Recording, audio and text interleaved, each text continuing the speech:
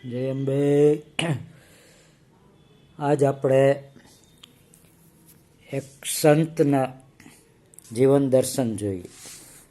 નામ છે શ્રી લલ્લા યોગેશ્વરી. 14મી સદીમાં કાશ્મીરમાં એક લોકપ્રિય સંત લલ્લા યોગેશ્વરી થઈ ગયા. તેઓ દિગંબર શિવ ભક્ત હતા. આ સંતની ઉગ્ર વિચારણા પ્રમાણે જે પંડિતને આત્મસાક્ષાત્કાર ન થયો હોય તે પુરુષ નામનો અધિકારી નથી. માનવ સુલભ મૃત્યુને બદલે આ સંતે અગ્નિમાં પોતાની જીવનલીલા સંકેલી હતી.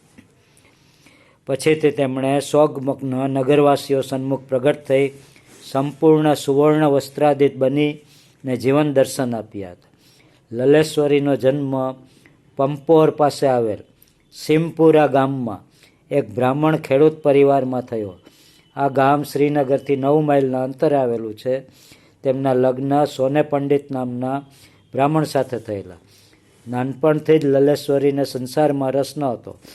તેમને પ્રારંભિક શિક્ષણ એમના કુલગુરુ સિદ્ધમોલ પાસેથી પ્રાપ્ત થયેલ હતું. લગ્ન જીવન કષ્ટદાયક હતું. સાસુ પૂરું જમવાનું પણ આપતી નહીં, છતાં ક્યારે ફરિયાદ કરતા નહીં. તે વિશ્વચેતના અને આત્મચેતનાનો તિરોહિત થયેલી માને. સૂક્ષ્મ અંતરદ્રષ્ટ દ્વારા તે પરમ ચેતનાનો સાક્ષાત્કાર થવો સંભવ છે. આ રહસ્ય તેમના ગુરુ દ્વારા પ્રાપ્ત થઈ. તેમણે લખ્યું છે, ગુરુએ મને એક રહસ્યની વાત જણાવી. બહારથી મોર ફેરવી લે અને તારા અંતઃકરણને શોધ. બસ તે વખતથી આ હૃદયને સ્પર્શી ગઈ અને હું નિવસ્ત્ર થઈને નાચવા લાગી. અસ્તુ. જય લલેશ્વરી દેવી. મારી ચેનલને મિત્રો શેર કરો, સબસ્ક્રાઈબ કરો પ્લીઝ.